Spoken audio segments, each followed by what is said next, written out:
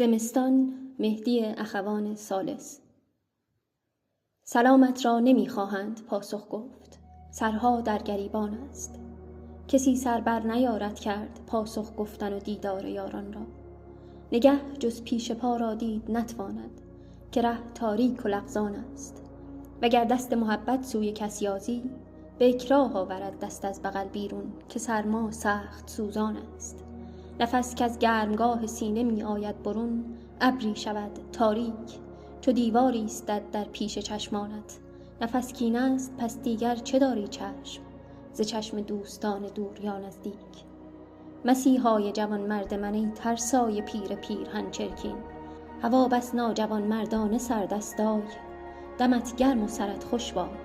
سلامم را تو پاسخ گوی در بگشا، منم من میهمان هر شبت لولی وش مغمور.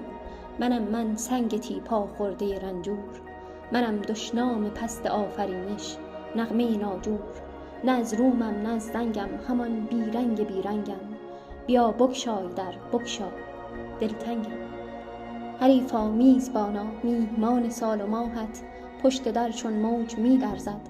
تگرگی نیست مرگی نیست، صدایی گر شنیدی صحبت سرما و دندان است.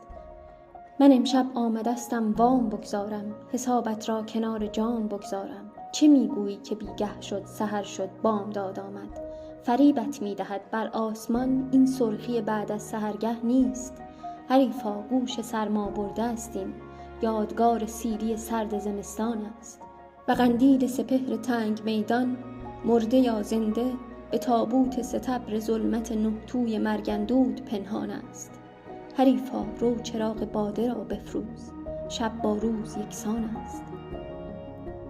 سلامت را نمی‌خواهند پاسخ گفت، هوا دلگیر، درها بسته، سرها در گریبان، دستها پنهان، نفسها ابر، دلها خسته و غمگین.